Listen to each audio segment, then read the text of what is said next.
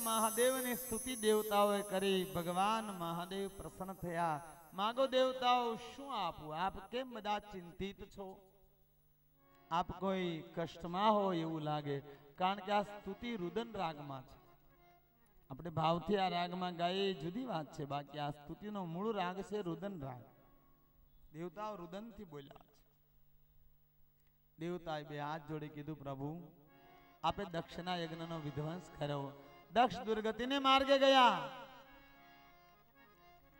आप दक्षिणा यज्ञ ने सफल बनाओ महादेव बहुत सरस जवाब आप्यो छे मारा तमारा माटे ध्यान आपजो देवताओ तमे एम कहो छो दक्षिणा यज्ञ नो मैं विध्वंस करो नहीं देवताओ तमारी खोटी बात छे हूँ क्यारेय कोईने सुख अने दुख देतो ज नथी ए दक्षिण राज्य चिरंजीवी रह्यो मैं आशीर्वाद आप्यो तो सताना नशा में अंत बनी एने पोतानी दीकरीनुं अपमान कर्युं यज्ञ जेवुं सत्कार्य पवित्र कार्य बदला माटे कर्युं महादेव महासदा भगवान शिवनुं अपमान कर्युं हे देवताओ दक्षने एना करણીનું ફળ મળ્યું અને વાત એ બહુ સાચી છે दक्षनी दुर्गति थे एनु कारण दक्षनो अहम हतो भगवान नहोतो यज्ञ जेवुं सदकार्य विघ्न पामे हाँ क्यारे ज्यारे एमां 3 भूलो थाय ध्यान आपजो वाला एक सगी दीकरीनुं अपमान कर्युं घरे कोई पण सदकार्य करो ने तो क्यारेय कोईनुं अपमान नहीं करो नकर विघ्न आवुं शक्य छे बीजी भूल थी सदकार्य बदला माटे न होय बलिदान माटे आवा कार्यों कई बदला माटे होय कई शोषण माटे होय जगतना नहीं बाप पैसा गौण वस्तु छे तमने मारी बुद्धि में आ वस्तु उतरती नथी ये जुदी बात छे पोषण माटे सदकार्य होय बदला माटे नहीं बलिदान माटे अन तीजी भूल देवताओं ने खुशामत माटे दक्ष चढ़ी गयो छे नकरा देवताओं नो कहू जोईए हे दक्ष तमे राजा भले रह्या पण शिव तो महासता छे भगवान शंकर नु अपमान करीने दक्ष क्या यज्ञ थाय यज्ञ विध्वंस पामशे पण देवताए मौन सम्मति आपीने भूल करी मतलब कोईनी खुशामत में आवीने क्यारे भूल नहीं करो अनु हमेशा माटे कहूं के जोजो तमे बे भाई कोई दी बाधे नहीं पाड़ोशी ज बधवे आ समाजनी नबळाई आपणे घरे प्रसंग होय ने आपणे हगावाला तोड़ावी नाखे आपणे ढोलवाळा ने कीधुं होय आवीने के दीकरो एक वार पण बेंड वाजावाळा ने क्यो 5000 तू दे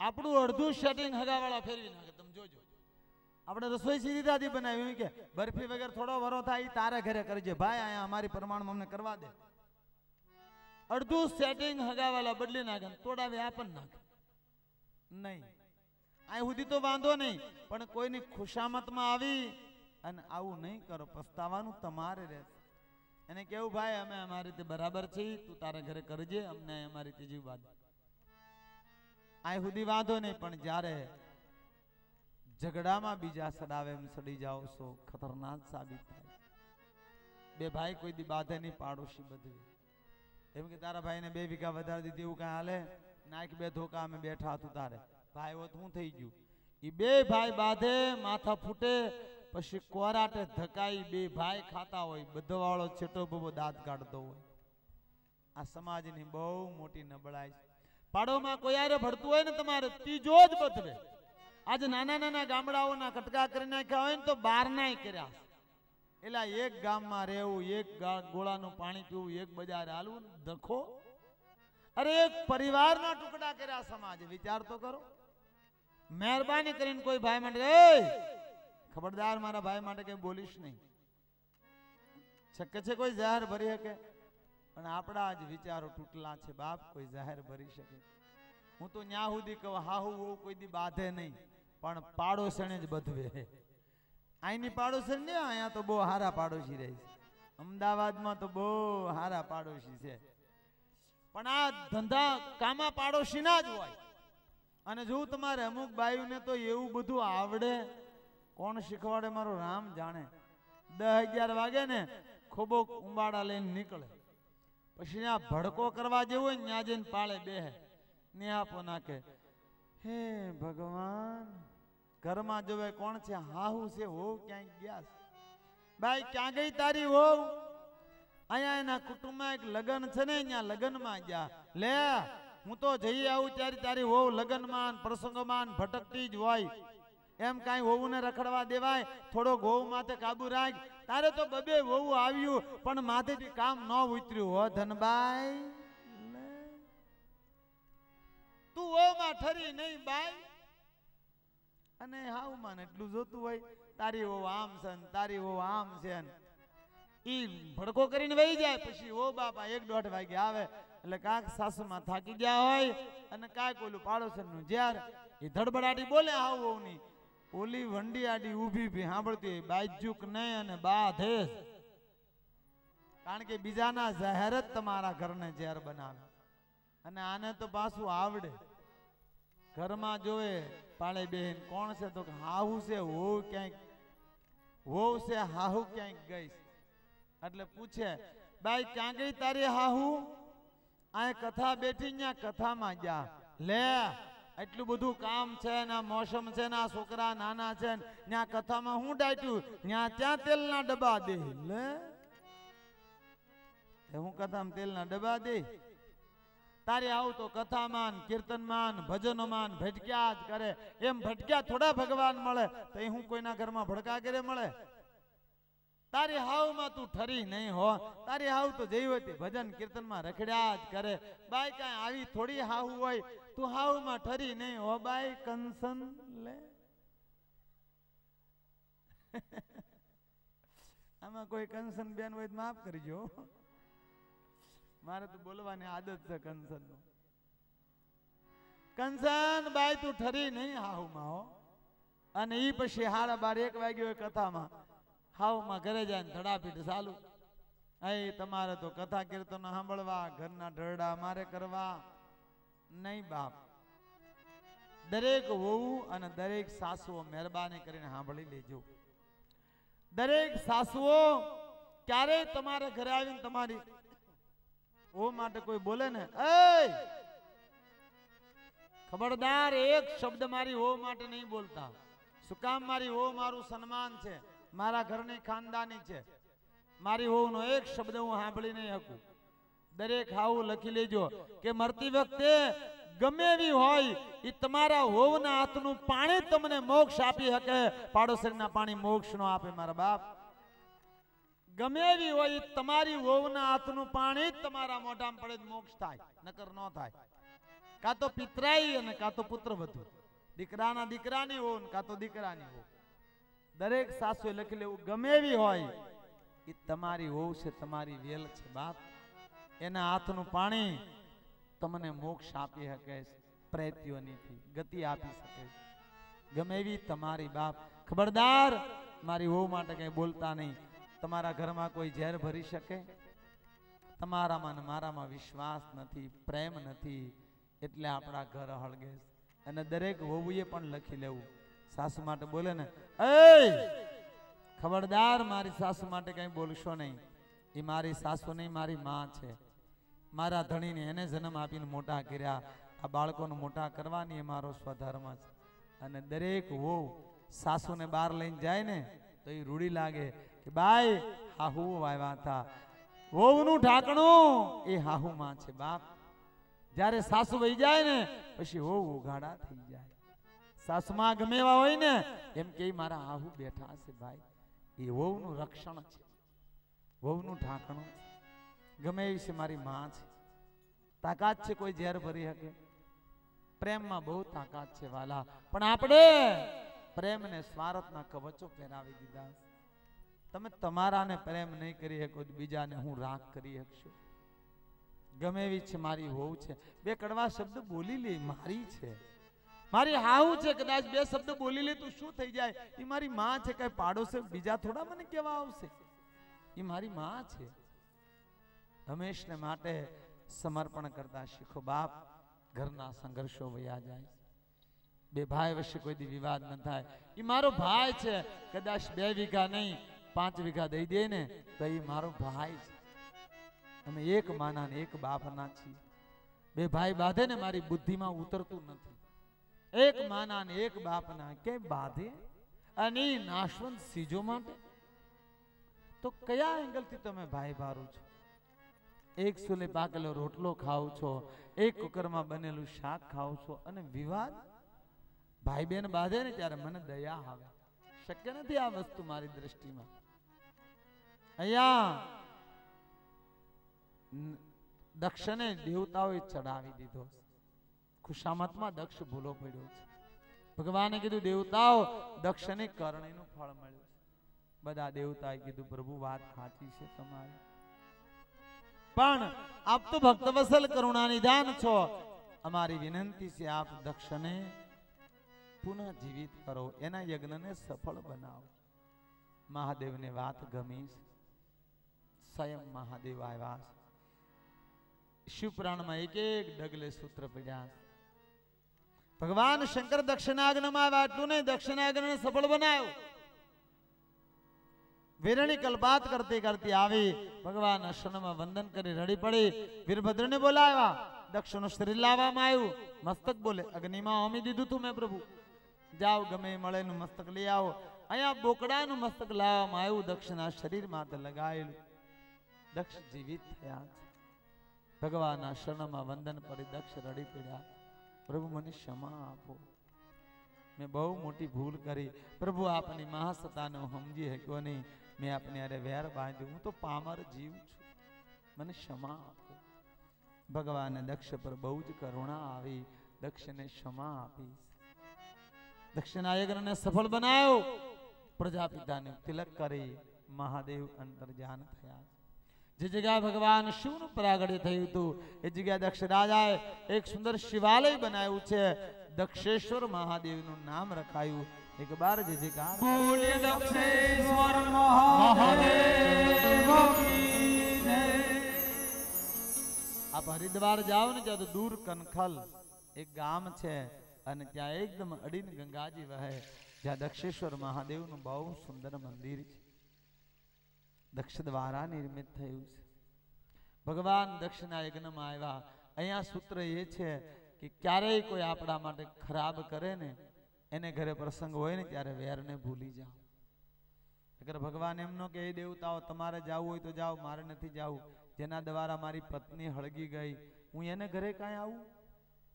બે ભાઈ હોય ને, નાનો ભાઈ ભૂલ કરી ગયો હોય, કદાચ સમાજ વચ્ચે ગાળ દઈ દીધી હોય, અને એના દીકરા દીકરીના લગ્ન હોય ને, અને ભાઈ મનાવા આવે ને, તો અભિમાન છોડી અને નાના ભાઈના પ્રસંગમાં જાજો.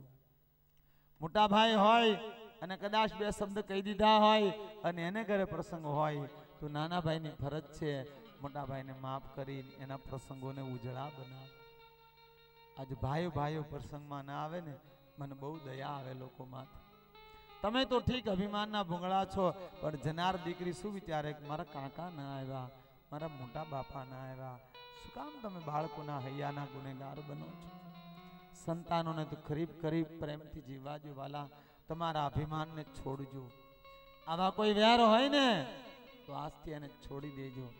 એ આપણો ભાઈ છે, કદાચ બે ગાળ દઈ લીધી તો શું થઈ જાય? આપણો છે, અને તમે ક્ષમા નહીં કરો તેને કોણ કરશે? એ તમારો છે વાલા. જ્યારે કોઈને પોતાનો બનાવો ને ત્યારે પોતાનો બને છે. અહીંયા દક્ષિણાગ્નિ સફળ બનાવ્યો. સતીખંડ વિરામ પામે. મહાદેવ ધ્યાનસ્થ બન્યા. પાર્વતી ખંડનો પ્રારંભ થયો. એક ભયંકર દૈત્યની કથા બતાવી. તારકાસુર નામનો એક દૈત્ય સ્વયંપુર નામની નગરીમાં જન્મે. આ દૈતનો જન્મ થયો, ધરતીમાં તિરાડો પડવા લાગ્યા, આકાશમાંથી વાદળાઓ પર ઉપહાસ વરસાવા લાગ્યા, દિશામાં જ્વાળા પ્રગટ, સમુદ્રમાંથી આગ નીકળવા લાગી, ઝાડવાઓ સળગવા લાગ્યા, પ્રાણીઓ તડપીને મરવા લાગ્યા, પૂરી પ્રકૃતિ વિકૃતિમાં બદલાઈ ગઈ. દેવતાઓ ગભરાયા, શું થઈ રહ્યું છે? આકાશમાંથી તો જળ વરસતું જેલું પર ઉપહાસ, ધરતી તો ધૈર્યનું પ્રતીક, એમાં તિરાડો. આ સમય તારકાસુર નામના દૈત્યનો જન્મ થયો. જન્મતાની સાથે પોતાના પિતાને ખાઈ ગયો છે. મૃત્યુ થયું છે પિતાના. કર્મનો નાશ કરતા રાક્ષસો. તારકાસુરને પાપની સતા થાપવી, બચપનથી પાપની વિચારધારાઓને વધારવા માંડ્યો છે. યુવાન થયો, એને એમ થયું કે મારે તો પાપનું શાસન થાપવું છે. મને પાવર કોણ આપે? બોલે એક બ્રહ્મા આપી શકે, કારણ કે બ્રહ્માના વચનને દેવતાઓ પણ ન તોડી શકે. અને તારકાસુર બ્રહ્માની તપસ્યામાં બેસી ગયો. ઓમ બ્રહ્મણે નમઃ, ઓમ બ્રહ્મણે નમઃ, ઓમ બ્રહ્મણે નમઃ. દિવસે દિવસે તારકાનું તપ વધવા લાગ્યું. એટલું દિવ્ય તપ કર્યું છે. 5000 વર્ષ ખાલી ફળાહાર, 5000 વર્ષ ખાલી જળાહાર, 5000 વર્ષ એક પગ ઉપર ઉભા રહી, 5000 વર્ષ સુપારી પર મસ્તક રાખે, હજારો વર્ષ તપસ્યા કરી. એટલું તપ તારકાએ કર્યું, પોતાના શરીરમાંથી એટલી આગ વહેવા લાગી, પૂરું બ્રહ્માંડ આ તપથી હળગી ઉઠ્યું. દેવતાઓ ગભરાયા, કોણ છે આ તપસ્વી જેનાથી આખું બ્રહ્માંડ હળગી રહ્યું છે? ગયા બ્રહ્મા પાસે, હે પિતામહ, હે આદિનારાયણ, કોણ છે આ તપસ્વી જેની તપસ્યાથી આખું બ્રહ્માંડ હળગી રહ્યું છે? બ્રહ્માએ કીધું, અસુરરાજ તારકાસુર. અસુરોનો રાજા તારકાસુર આ તપસ્યા કરે. શું કામ? બોલે મારી પાસેથી વરદાન મેળવું. તો જાઓ, આપો એને વરદાન. જો તારકાસુરનું તપ આમ નામ વધ્યા કરશે તો બ્રહ્માંડની કોઈ સલામતી નથી, બ્રહ્માંડ સળગીને રાખ થઈ જાય. જાઓ, એના તપને અટકાવો, એને જોઈએ વરદાન આપ. બ્રહ્મા તારકાસુરને પ્રસન્ન થયા. માગો અસુરરાજ, હે તારકાસુર, શું આપું આપને વરદાન? પિતામાં બ્રહ્માના શબ્દો તારકાસુરે સાંભળ્યા. આંખ ખોલી સફેદ વસ્ત્રોમાં બ્રહ્માને જોયા. દિવ્ય કમલની પાંખડી પર બ્રહ્મા બિરાજમાન છે. બે હાથ જોડી તારકાએ વંદન કર્યા, સ્તુતિ કરી. કીધું, પિતામાં જો આપ મારા પર પ્રસન્ન થયા હો તો મને અજર અને અમર બનાવી દો. બ્રહ્માએ હસતા હસતા કીધું, તારકાસુર, આ જગતમાં અજર અમર કોઈ નથી. હું સ્વયં બ્રહ્મા પણ અજર અમર નથી. સમયાએ મારે પણ મારું શરીર બદલવું પડે. કલ્પ પૂરો થાય ત્યારે આ જગતમાં અજર અમર હોય તો એક ભગવાન મહાદેવ શિવ સિવાય કોઈ નથી. એ અસુરાજ, તમને મોતનો ભય મટે એવું માગો. તમે ક્યારેય વિચાર કર્યો છે કે રાક્ષસો અજર અમરતાનું વરદાન હું કામ માંગતા? કોઈ પણ દૈત્ય આ એક જ વરદાન માંગતો કે અજર અને અમર બનાવી દો. તો અજર અને અમરનો અર્થ શું થાય? અજર, અજર એટલે યૌવન, જર એટલે વૃદ્ધતા. મને કોઈ દી વૃદ્ધતા ના આવે, યુવાન જ રહું, યૌવન અવસ્થા જ રહે. અમર, હું ક્યારેય મરું નહીં. આ બે રાક્ષસોના વરદાન. મને ક્યારેય ગઢપણ ન આવે અને મને ક્યારેય મૃત્યુ ન થાય. બધા રાક્ષસો આ બે જ વરદાન માંગતા. તો આપણે આપણી જાતને પૂછીએ, ઈમાનદારીથી પૂછશો તો જ જવાબ આવશે. આપણે આ બે વરદાન માંગીએ, આ બે આશા આપણી છે. જો ઈમાનદારીથી પૂછો ને તો જવાબ આવે હા. આજે કોઈને ગઢું થવું ગમે નહીં. ધોળા વાળ થાય તો કાળા કરાય આવે, દાંત પડી જાય સોગઠા સડાય આવે, મોઢે મસાજ કરાય આવે.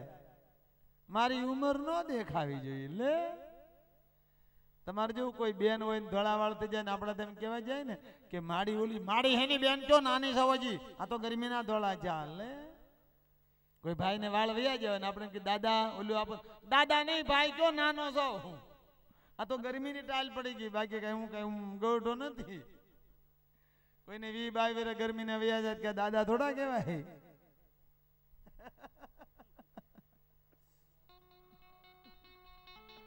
કોઈને ગૌઠું થવું ન ગમે. જોવું તમારે. હા, બધા એમ કે હજી તો હું નાનો છું. અને ઘણા તો ઉંમર કે ને તો 5 ઘટાડીને કે. બેનો ને એક ખાસ મોનોપોલી. બેનો હાશી ઉંમર કોઈ દી ન કહે. જો કે આઈના બેનો તો બહુ હારા છે, પણ 8-10 વર્ષ ઘટાડીને જ બોલે. એક 3 બેનો તો આમ ટ્રેનમાં પસાર થતા હતા. એમાં એક બેનની ઉંમર 60 વર્ષની, એક બેનની 40 વર્ષની, એક બેનની 30 વર્ષની. 3 બેનો સંજોગોમાં ભેગા થઈ ગયેલા. 3 બેનો વાતો કરે. એમાં એક 20 વર્ષનો યુવાન સામે સ્લીપિંગમાં બેઠો બેઠો ત્રણેયની વાતો સાંભળે. એમાં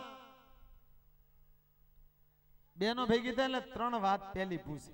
એક પહેલી શરૂઆત ક્યાંથી થાય? ક્યાં ગામની છો? શરૂઆત ક્યાંથી થાય? પછી બીજું, હાહુ જીવે? પેલું હાહુ પૂછે, હાહુ છે? હા. કઠણાઈ બેઠી બેન. અને ત્રીજું, તારા કેટલા વર્ષ થયા? કેટલી ઉંમર છે? એમાં ઓલી 40 વર્ષ વાળી બેને વાત કરતા કરતા 60 વર્ષ વાળીને પૂછ્યું, હે બેન તારા કેટલા વર્ષ થયા છે? એ કે બસ હજી 41 માં બેહું છે. લે 20 કાઢ નાખે. એ 60 વર્ષ વાળી 40 વર્ષ વાળીને પૂછ્યું, હે બેન તારા કેટલા થયા છે? એ કે બસ 31 માં હજી હાલે છે. એને 10 કાઢ નાખ્યા. એ બે તેને ઓલી 30 વર્ષ વાળી બેન ને પૂછ્યું, હે બેન તારા કેટલા થયા છે? એ કે બસ 21 માં હજી શરૂ થયું. તાવલા યુવાન થી નો રેવાય, ધડીંગ નારાનો હેઠો પડ્યો. ઓલી બાઈ કીધું, હું થયું? ઈ કે મારો જન્મ થયો. તમે આંકડા કાઢી નાખો 20 ના, તો મને હું વાંધો. 10 વર્ષ કમસે કમ કાઢીને બેનો કે એના બેનો તો સારા છે. પણ કહેવાનો અર્થ કોઈને વૃદ્ધ નથી થવું. ઘટપણ ન દેખાય એટલે લોકો કેટલા બધા રંગ કરે, કેટલા બધા પ્રયાસો કરે. હું વૃદ્ધ ન થાવ અને મરવું નથી કોઈને. અમાર દરેક મોતનો ભય દુનિયાને સતાવે છે. તમારે જો આ પ્રયોગ કરજો. 80 વર્ષના ડોશી હોય, પડી જાતા હોય, ઠીબા ખાતા હોય, હાલી ન હકતા હોય, હુજતું ન હોય, અને આપણે કહીએ ને કે માડી હવે કેદી મરવું? લે હું કામ મરું? હું ત્યાં તાર ઘર રોટલા ખાવા આવું. ખીજાઈ જાય. ડોશીને ગમે નહીં. અને યુવાનોને કહું, કોઈ દી વૃદ્ધોને મરવાનું ન કેવું. કોઈ ડોશીને કોઈ વડીલને મરવાનું કહીને ત્યારે હું કે ખબર? હજી દીકરા તારા લાડવા ખાઈને જવાની સૌ. મૃત્યુ લગભગ કોઈને ના ગમે. કોઈ ડોશીમાં કોઈ વડીલ સાંભળતા ન હોય ને એની પાસે હાલીને એમ કેવું, આ ભાભો મરતોય નથી. કોને કીધું? તરત સાંભળી જાય. એ તરત સંભળાય. હું કહેવા એ માંગુ છું કે મૃત્યુનો ભય એ મોટી અજ્ઞાનતા છે. એકવાર આવવાનું જ છે, અટલ સત્ય છે, તો એનાથી ભાગવાથી શું ડર છે? અને બહુ ઊંડાણમાં જાઓ તો મૃત્યુ જેવી કોઈ ચીજ નથી. આ જગતમાં 2 વસ્તુ અટલ સત્ય છે. એક મૃત્યુ અને એક પરમાત્મા. એક વાર આ દેહ છોડવાની જ છે, તો કાલ છોડી દો તો આજ છોડો. ભાગો શું કામ? જાગો કે એ મૃત્યુ તું આવ, અમને લઈ જા, પુનઃ બીજો દેહ આપ. એક વાર ઘટવાનું જ છે, એનાથી ભાગવું એ કઈ વાતનું સમાધાન?